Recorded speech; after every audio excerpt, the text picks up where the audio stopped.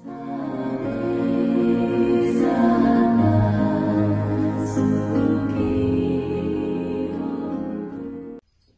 भीम, नमो बुद्धाय. बुद्ध धम्म शिकूयात बाबासाहेबांच्या दृष्टिकोनातून या उपक्रमातील आजच्या नव्या सत्रात पुनश्च आपल्या सर्वांचे मनपूर्वक स्वागत करते. बुद्ध धम्म आणि संघ या त्रिरत्नांच्या प्रभावाने आपण सर्व सजीव सुखी होऊयात ही मंगल कामना करते. मित्रमैत्रिणींनो, आपण तथागतांचा अंतिम प्रवास बघून घेत आहोत बुद्ध आणि त्यांचा धम्म या ग्रंथामध्ये. कसा आलेला आहे तिसरा भाग, कारण आता आपण तिसऱ्या भागात पदार्पण केलेलं आहे आणि इथे त्यांचे महापरिनिर्वाण बघून घेणार आहोत. आपण कशा पद्धतीने बाबासाहेबांनी मांडणी केलेली आहे ते बघून घेणार आहोत. साहेब आपल्याला फारच सुंदर पद्धतीने समजून सांगतच आहेत. तर आजच्या प्रकरणाला समजून घेण्याकरता साहेबांचे स्वागत करूयात. वंदना सर, जय भीम. जय भीम. स्वागत आहे आपलं सर. भाग क्रमांक 3 मध्ये पोहोचलेलो आपण, खंड क्रमांक 7 मधील. इथे त्यांचे महापरिनिर्वाण बघून घेणार आहोत आपण. आणि बाबासाहेबांनी पहिलं प्रकरण इथे दिलेलं आहे, उत्तराधिकाऱ्याची नियुक्ती. म्हणजे आपण हे नेहमीच ऐकलेलं आहे की तथागतांना हा प्रश्न विचारण्यात आलेला होता की धम्माचा उत्तराधिकारी काय. तर या प्रश्नाचं उत्तर नक्कीच आपल्याला या प्रकरणात मिळेल. आपण आम्हाला समजून सांगावं ही विनंती. महापरिनिर्वाण हे सुत्त आहे मोठं, महापरिनिर्वाण सुत्त म्हणून दिघानिकायमध्ये याचं पूर्ण विश्लेषण आलेलं आहे आणि सगळं अप टू डेट तिकडूनच आलेलं आहे. एक सामगाम सुत्त देखील आहे मध्यम निकायचं, त्यामध्ये देखील त्याची माहिती आलेली आहे.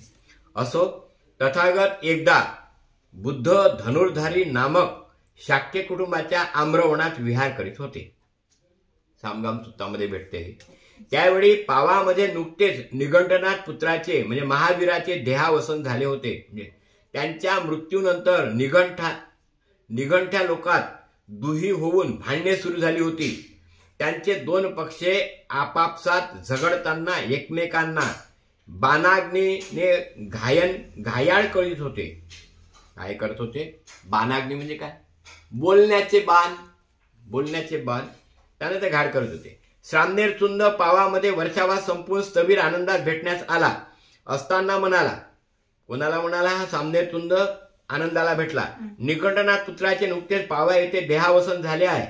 त्याच्या मृत्यूनंतर निगंठ लोकांमध्ये दुही माजली असून ते आपसात झगडताना परस्परांना एकमेकांना वाघबाणांनी म्हणजे बोलण्याने घायाळ करीत आहेत. ह्याचे कारण त्यांना कोणीच रक्षण करता नाही. म्हणजे निगंठनात गेले आणि त्याचे जे चले होते, सपाटे होते, ते एकामेकात मार भाडून राहिले, झगडून राहिले आणि मग त्यांना कोणीच त्यांचा रक्षण करता नाही. त्यावर स्थविर आनंद म्हणाले, ही महत्वाची हकीकत तथागत बुद्धांना सांगणे इष्ट आहे. आपण तथागताकडे जाऊया आणि त्यांनाही कथन करूया. ठीक आहे महाशय, चुंद म्हणाला. चुंद हा श्रामनेर होता.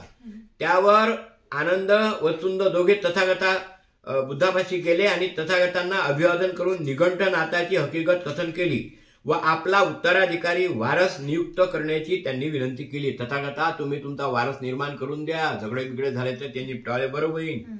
चुंदाचे निवेदन ऐकून तथागत बुद्ध म्हणाले, चुंद, विचार कर की जगात एक आचार्य निर्माण होतो. अरहत सम्यक संबुद्ध आपल्या सद्धम्माचा सुयोग्य प्रचार करतो. तो शांतीदायक, प्रभावी, मार्गदर्शक व सुबोध असा आहे.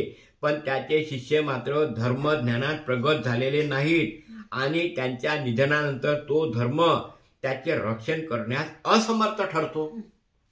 त्यांनी जो सांगितला धर्म, त्याच धर्मामुळे त्यांच्या लोकांमध्ये तो काय करतो? त्यांचं रक्षण करण्यास असमर्थ ठरतो.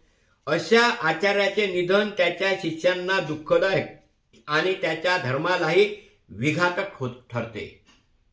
म्हणजे त्याचा धर्म जर त्याच्या शिष्यांचं रक्षण करत नाही तर मग तो काय होते? त्यांच्या लोकांना तो दुःखदायक ठरतो. पण चुंद, जगात एक अहर्त व सम्यक संबुद्ध आचार्य निर्माण झाले आहेत. तथागतांनी आपला धर्माचा सुयोग्य व सुबोध प्रचार केला आहे.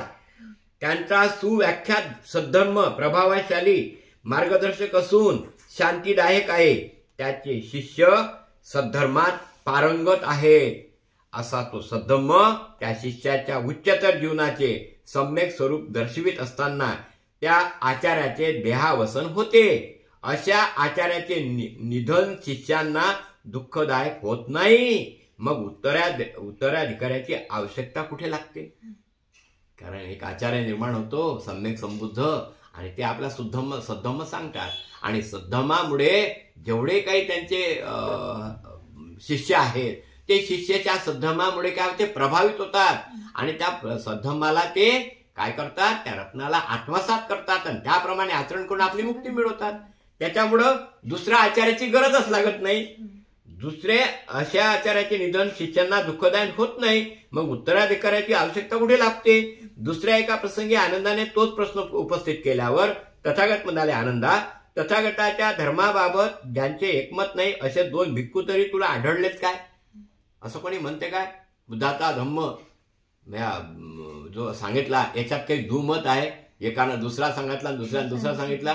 एक जण आला पंचशील सांगून आला आणि एक जण आला ते वेगळंच काही सांगून आला पंचशिलाला सोडून. म्हणजे असं काही आहे काय? सगळीकडे पंचशील सारखं आहे नाही. पण आज जे तथागताच्या निकट आहे ते तथागताच्या महापरिनिर्वाणानंतर कदाचित विनयाबाबत, संघाच्या नियमाबाबत वाद निर्माण करण्याचा संभव आहे आणि असा कलह सर्वांच्या दुःखाला कारणीभूत होऊ शकेल.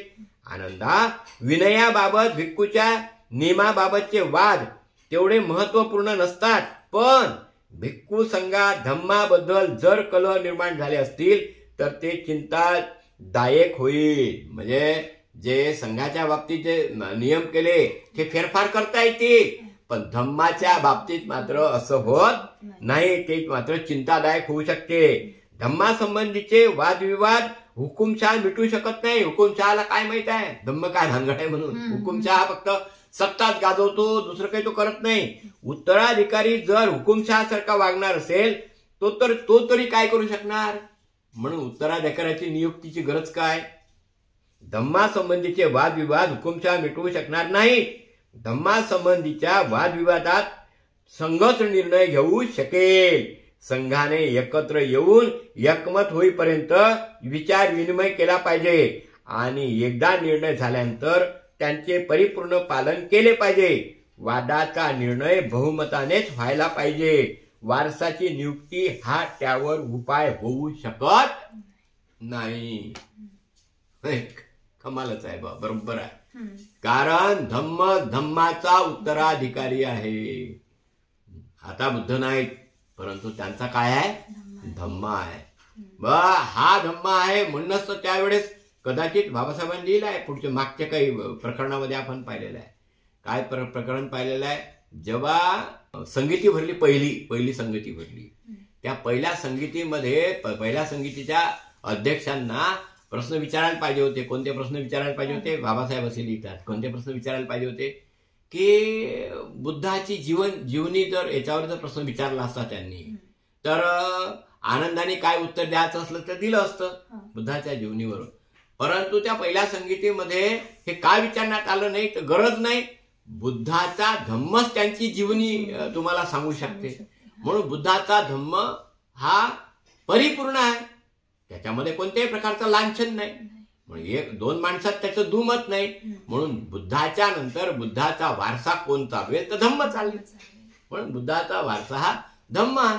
म्हणजे अनेक लोक असं म्हणतात नाही बा आता बुद्ध गेले, अनेक लोक म्हणतात बाबासाहेबही गेले. आमचं तसं म्हणणं आहे की बुद्धही जिवंतच आहे आणि बाबासाहेबही जिवंतच आहे. कारण बुद्धाने आपला धम्माचा वारसा दिला आणि बाबासाहेबांनी आपल्याला त्यांचा वारसा दिला. कोणता? धम्मदीक्षा देऊन आणि हा ग्रंथ दिला. हाच तर बाबासाहेबाचा वारसा आहे. बाबासाहेबाचा वारसा आहे, हाच वारसा आहे. आणि हा जर बरोबर आपण चालवला तर नक्कीच जिवंत हे लोक आहेत. आणि म्हणून धम्माचा उत्तराधिकारी आहे. मग असं बुद्धाने अत्यंत चांगलं उत्तर वारसाच्या नियुक्तीचं दिलेलं आहे. मला असं वाटतं हे प्रकरण आपले इथं थांबूया. साधू साधू साधू. धन्यवाद सर. फारच सुंदर पद्धतीने समजून सांगितलेलं आहे आपल्याला साहेबांनी, आणि बाबासाहेबांनी फारच सुंदर पद्धतीने लिखाण केलेलं आहे. पुढील सत्रात पुढील प्रकरणात भेटूयात आपण. सर्वांचे मंगल हो, कल्याण हो. जय भीम सर्वांना. जय भीम. जय भीम. जय भीम.